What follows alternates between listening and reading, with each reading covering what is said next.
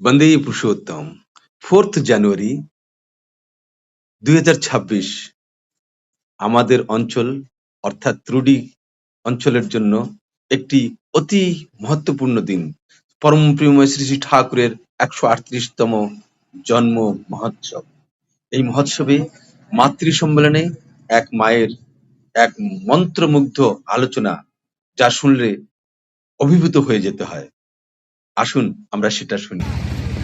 পরম দয়াল আজ কৃপা করে আমাদের সবার মাঝে এসেছেন। তিনি আমাদেরকে আশীষ করেছেন, আশীর্বাদ করেছেন। আজ এই তুরুডি গ্রামের ভক্তবৃন্দ এবং আশেপাশের অঞ্চলের সকল ইষ্টপ্রাণ ভক্তরা মিশে ঠাকুরের 138তম শুভ জন্ম মহোৎসবের আয়োজন করেছেন। এই উৎসব, এই যে অনুষ্ঠান হচ্ছে দিনব্যাপী, এ হলো শ্রেয় প্রসবী অনুষ্ঠান, মঙ্গল প্রসবী অনুষ্ঠান, যেখানে আমরা সকলে প্রত্যেকে মিলেমিশে সেই উৎসমুখী হয়ে ওঠার জন্য এসেছি। তাই সেই দয়ালের কাছে সকলের এই যে দীর্ঘদিন ধরে প্রচেষ্টা করে আয়োজন করেছেন পরম পিতার সৎসঙ্গের, তাই সকলের মঙ্গলের প্রার্থনা পরম দয়ালের কাছে রাখছি। একজন মা, হাউজার ম্যান্ডার মা, ঠাকুরকে জিজ্ঞেস করছেন যে ঠাকুর আপনি কি ভগবান? তখন শেষে ঠাকুর একবার হেসে বলছেন, মা আমাক যদি কেউ, ওই পাবনার ভাষায় বলছেন, আমাক যদি কেউ শয়তান কয়, তাহলে যা আমি আছি তার থেকে কি ওইরা আমাক ছোট করবার পারবেনি? আর ওইরা যদি আমায় ভগবান কয়, ঈশ্বর কয়, তাহলে যা আমি আছি তার থেকে ওইরা আমায় বড় করবার পারবেনি? তুমি আমায় যেমবা দেখো আমি তেমনি মা। তাই তাকে আমরা যেমন দেখি, যেমন ভাবি, তিনি তেমনই। তাই পুণ্যপুঁথিতে তিনি বলছেন, যে যা ভাবে আমি তাই, প্রাণীর কোণে একটু শুধু অমল ধবল বিশ্বাস চাই। আমি ভক্তের কাছে শালগ্রাম শিলা, জ্ঞানীর কাছে ব্রহ্ম ভেলা। আমায় পাতা দিয়ে পুজলে পরে ছাগল হয়ে পাতা খাই। আমি চোরের উপর বাটপাড়ি করি, সাধু জনায় বুকে ধরি। আমি মদের বোতল বগলে করে মাতাল ভাইয়ের পিছে ধাই। যে যা ভাবে আমি তাই, তেমনি হয়ে সেথায় যাই। তাই দয়ালকে আমরা যেভাবে যেমন ভাবে পূজা করি, তিনি সেই ভাবে এসে আমাদের কাছে ধরা দেন। ওনাকে তো আমরা ধরতে পারি না যতক্ষণ উনি না ধরা দেন। তাই দয়া করে এই যুগে তিনি এসেছেন পুরুষোত্তম শ্রী ঠাকুর অনুকূলচন্দ্র রূপে। কিভাবে এই মানুষ, আমরা মানুষের মতো মানুষ হয়ে উঠবো, আমরা বৈশিষ্ট্যপালী হয়ে উঠবো। আজ একটা কুকুর যদি যায়, সেই কুকুরটাকে আমরা কিন্তু বলি না অকুকুর, একটা বাঘকে কিন্তু বলি না অবাঘ। কিন্তু আজ এই সৃষ্টির শ্রেষ্ঠ মানুষ আমরা, কিন্তু মানুষকে বলা হচ্ছে অমানুষ। কেন? কারণ আমাদের যে বৈশিষ্ট্য, আমরা তা হারিয়ে ফেলছি, বৈশিষ্ট্যপালী হতে পারছি না। তাই যিনি বৈশিষ্ট্যপালী অপূরণীয় ভগবান, তিনি এসেছেন এই মানুষের ভিতরে সেই মনুষ্যত্ব বোধটাকে জাগিয়ে তুলতে। যখন দেশবন্ধু চিত্তরঞ্জন দাস যখন ভারত স্বাধীন করার জন্য লেগে পড়েছেন, তিনি শুনতে পেয়েছেন যে পুরুষোত্তম শ্রী শ্রী ঠাকুর এসেছেন। তখন তিনি দর্শন করতে এসেছেন, আলাপ আলোচনা চলছে।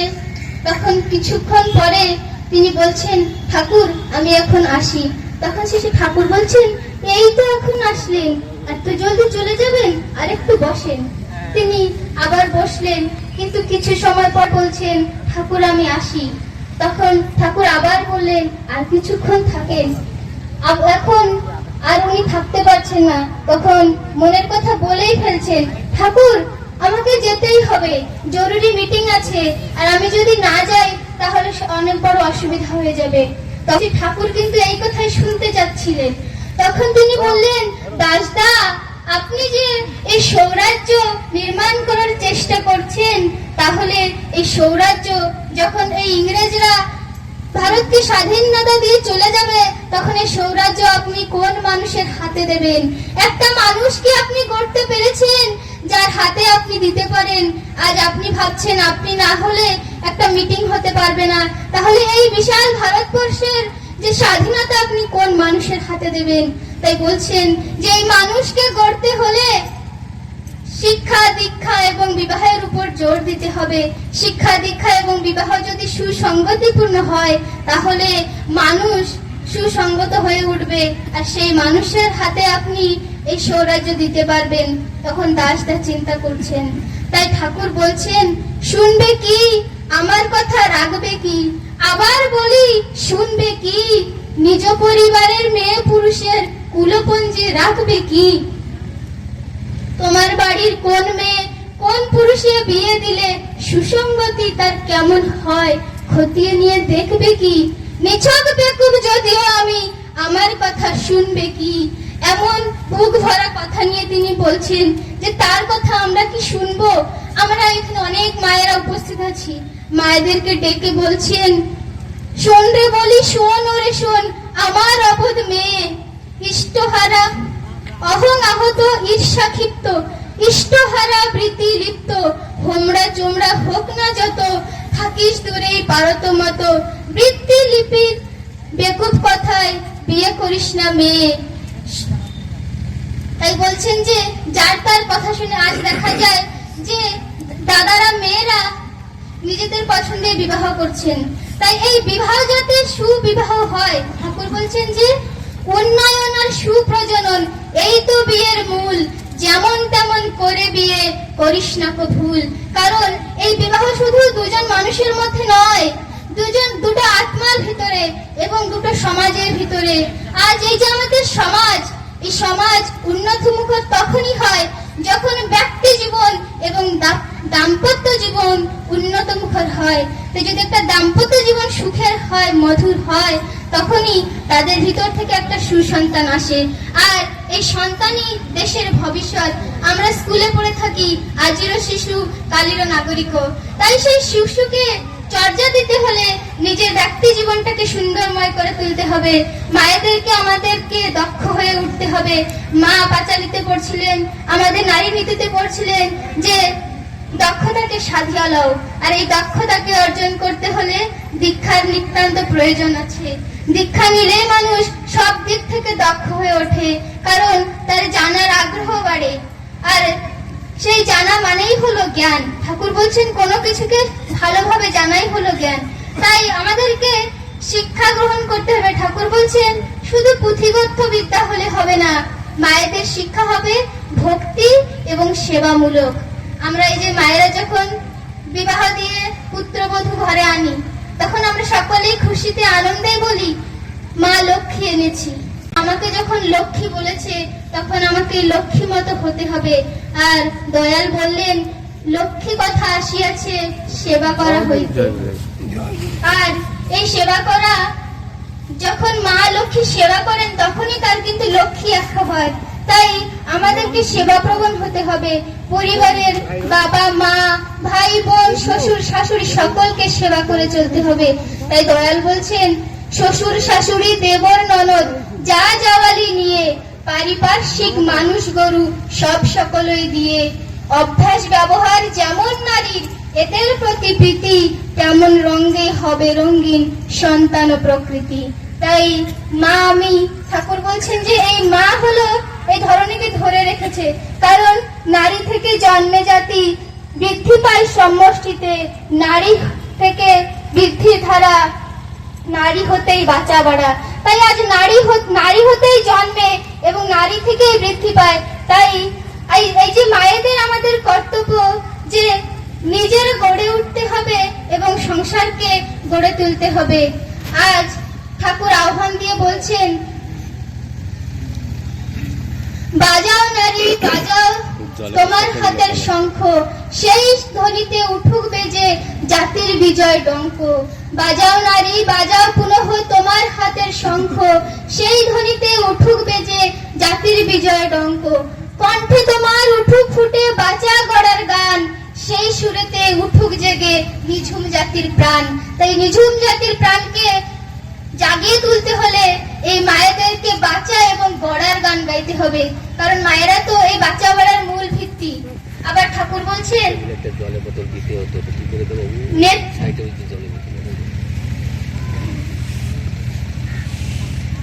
শক্তিময়ের অংশ তুমি, অয়ুত তব শক্তি, নেত্রী রূপে দাঁড়িয়ে পুনঃ লোভ সবার ভক্তি। শ্রেষ্ঠ ছেলে জন্ম লয়ে ভরুক তোমার অঙ্ক, বাজাও নারী বাজাও পুনঃ তোমার হাতের শঙ্খ। দয়াল দুহাত এমন করে পেতে ভিক্ষা চাইছেন, মা তোমরা আমাকে সুসন্তান ভিক্ষা দাও। তাই আমাদের সকলের কর্তব্য যাতে আমরা এই সংসারের বুকে একটা সুসন্তান এনে দিতে পারি। মায়েরা আজ আমরা অনেক সব দিকে চলে গেছি। এই যে ঠাকুর বলছেন যে এই সৎসঙ্গ হচ্ছে man making factory, Satsang is the man making factory. এটা হলো মানুষ গড়বার কারখানা, যেখানে মানুষ তৈরি হয়। আজ বিজ্ঞান আমাদের রিসার্চ করছে কিভাবে ভালো ফসল হবে, উন্নত মানের ফসল হবে, উন্নত ধরনের পুকুর কিভাবে তৈরি হয়, গাই কিভাবে তৈরি হয়, অধিক দুধ দেবে। কিন্তু এই মানুষ কিভাবে উন্নতময় হয়ে উঠবে, সুচরিত্রবান হয়ে উঠবে, তা হলো একমাত্র এই সৎসঙ্গ জগতের সব থেকে বড় থেসিস। পরম দয়াল আসলেন এই মানুষকে ভালোবাসা দিয়ে আপন করে নিতে, মানুষকে মানুষ করে গড়বার জন্য।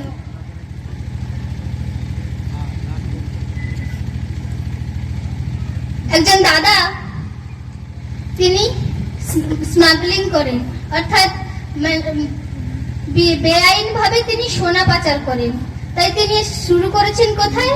ওই দেওঘরেতে। তাই সেখানে তিনি কি করেন, ওই যখন সারাদিন থাকেন তখন ভাবে আমি ঠাকুর বাড়িতে গিয়ে থাকবো সারাদিন, আর রাতে ট্রেন ধরে তখন সোনা পাচার করব। এমন ভাবে তিনি করতে থাকেন। যখন ওই সারাদিন দেওঘরে ঠাকুর বাড়িতে থাকেন তখন কোনো পুলিশ কেউ তাকে জিজ্ঞাসা করে না, কারণ ওইখানে কেউ আসেই না, সন্দেহের কোনো কথাই নেই। তাই তিনি সেখানে বেছে নিয়েছেন একটা ভালো জায়গা, সেখানে তিনি দিন মাফিক থাকেন, ঠাকুরের কথা শোনেন, বসেন, আর রাত্রে এসে সেই স্মাগলিং করেন। তাই একদিন তিনি বসে আছেন, একজন ভক্ত ঠাকুরের পায়ের দিকে তাকিয়ে বলছেন যে দেখো শেষে ঠাকুরের পা একদম লাল বর্ণ, যেমন শ্রীকৃষ্ণের পা ছিল ঠিক তেমন, শেষে ঠাকুর হলেন শ্রীকৃষ্ণ। তখন এই কথা যখন বলেন, সে দাদা এই কথা মনে রেখেছেন। আর একদিন রাত্রে যখন ওই সোনা পাচার করবেন, বসেছেন ট্রেনে, তখন হঠাৎ দেখা যায় যে চেকিং চলছে, পুলিশ ফোর্স সবাই এসে চেকিং করছে। তখন ওই ঠাকুরের কথা মনে পড়ে যে ভক্ত বলেছিল শিশির ঠাকুর নাকি ভগবান শ্রীকৃষ্ণ।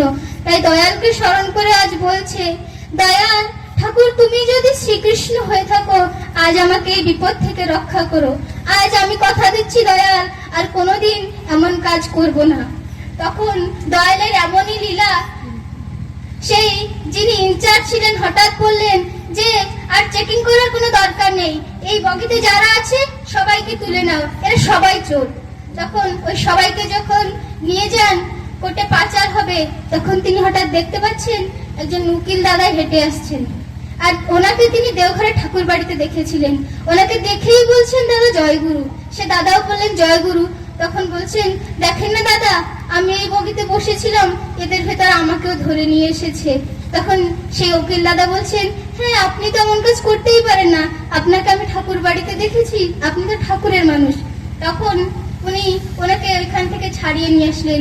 সেই দাদা সঙ্গে সঙ্গে ঠাকুর বাড়িতে এসে ঠাকুরের পা ধরে কান্না করছেন, বলছেন দয়াল আমার খুব ভুল হয়ে গেছে। ঠাকুর ওনাকে দেখে হাসছেন আর ওনার জীবনের সব কথা ঠাকুরকে জানালেন। তখন শিশি ঠাকুর বললেন যে তোমার মা কি জানে? তিনি বলছেন না, কিন্তু মা একটু টের পেয়েছে। তখন বললেন তোমার মাকে তুমি কিছু দাও? তিনি বলছেন আমার মা আমার থেকে কিছু নেয় না। তখন শিশি ঠাকুর বললেন তুমি আজ এই ভক্তবৃন্দের কাছ থেকে ভিক্ষা করবে, আর ভিক্ষা করে যা পয়সা হবে তাতে তুমি এক ঝুড়ি শাড়ি কিনে তোমার মায়ের কাছে নিয়ে যাবে, মায়ের কাছে ক্ষমা প্রার্থনা করবে এবং সেই শাড়ি তোমার মাকে দেবে, তোমার মা নেবে। তখন সে দাদা ভিক্ষা করেন, এক ঝুড়ি শাড়ি কিনে নিয়ে যান নিজের মায়ের জন্য, আর মায়ের কাছে ক্ষমা প্রার্থনা করে দেন, মা গ্রহণ করেন। এইভাবে মা পুত্রের মিলন হলো। দয়াল বলছেন মাতৃভক্তি অটুট যত, সেই ছেলে হয় কৃতি তত। তাই আমরা যেন মাতৃভক্ত হতে পারি। সময় হয়ে গেছে, এই দয়ালের আছে, তাই এই পরিপ্রেক্ষিতে একটু গান গাই, একটু বাজাবেন। তোমার দয়া সবই হয়, তোমার দয়ায় করব বিশ্ব জয়, তোমার দয়ায় দয়াল সবই হয়, তোমার দয়ায় করব বিশ্ব জয়। তুমি হাত বাড়ালে আধার রাতে ধরবে জীবন সুপ্রভাত, আধার রাতে হাত বাড়ালে ধরবে জীবন সুপ্রভাতে, বিশ্ব হবে রঙের প্রাণময়। দয়াল তোমার দয়ায় দয়াল সবই হয়, ও দয়াল তোমার দয়ায় দয়াল সবই হয়, তোমার দয়ায় করব বিশ্ব জয়। তোমার জ্বালা তোমার বলা মাথায় নিয়ে তাই, তোমার জ্বালা তোমার বলা মাথায় নিয়ে তাই, স্বস্তির মুখর চন্দ্রবাণে বিশ্বকে রাঙাই। তোমার জ্বালা তোমার বলা মাথায় নিয়ে তাই, স্বস্তির মুখর চন্দ্রবাণে বিশ্বকে রাঙাই। যজন যজন ইষ্টভৃতি সঙ্গী হাতিয়ার, যজন যজন ইষ্টভৃতি সঙ্গী হাতিয়ার, ইষ্টনিষ্ঠ পথে চলার ভাবনা কি আমার। দয়াল তোমার মধুর গানে ফুল ফোটাবো সবার প্রাণে, তোমার মধুর গানে ফুল ফোটাবো সবার প্রাণে, বিশ্ব হবে রঙিন প্রাণময়। দয়াল তোমার দয়ায় দয়াল সবই হয়, তোমার দয়ায় করব বিশ্ব জয়। তুমি হাত বাড়ালে আধার রাতে ধরবে জীবন সুপ্রভাতে, আধার রাতে হাত বাড়ালে ধরবে জীবন সুপ্রভাতে, বিশ্ব হবে রঙিন প্রাণময়। দয়াল তোমার দয়ায় দয়াল সবই হয়, তোমার দয়ায় করব বিশ্ব জয়। আজ যদি দয়ালের কৃপা হয় তাহলে আমরা কিন্তু বিশ্ব জয় করতে পারি। তাই দয়াল বলছেন, চলন বলন এমন হবে বিশ্ব ভুবন চেয়ে রবে। মায়েরা যখন আমরা হেঁটে যাই যাতে সকলে আমাদেরকে মা বলে সম্বোধন করতে পারে, এই কথা ঠাকুর বলছেন। ঠাকুর বলছেন তুমি মানুষের মায়ের মতো আপনার হইতে চেষ্টা করো, আমাদেরকে মায়ের মতো হতে হবে। শ্রী শ্রী বড়মা ঠাকুরের দেবতা রূপে পূজা করতেন। ঠাকুর বলছেন যে নারী স্বামীকে দেবতা মানিয়া, স্বামী পূজা দেবতা পূজা মনে করিয়া পূজা করেন, সেবা করেন, স্বামীর সুখে সুখিনী হয়, স্বামীর দুঃখে দুঃখিনী হয়, সেই সতী নারীর কাছে আমার অনেক কিছু শিক্ষার আছে, পারো তো তুমি আমাকে চালাইয়া লইব, এমন ভাবে শ্রী ঠাকুর বড়মাকে বলছেন। তাই আমরা মায়েরা যেন বড়মার মতো ওনার যে চাল চলন চরিত্র তা আমাদের ভিতরে ফুটিয়ে তুলতে পারি। পরম দয়ালের কাছে সকলের পঞ্চমহাজীবনের মঙ্গল প্রার্থনা রাখি, সকলে আমরা যেন ভালো থাকি, আনন্দে থাকি, এই প্রার্থনা রেখে আমার বক্তব্য এখানে শেষ করছি। ভুল ত্রুটি হলে ক্ষমা করবেন, আর সকলে ইষ্টময় হয়ে চলবেন। জয় গুরু বন্দে পুরুষোত্তম।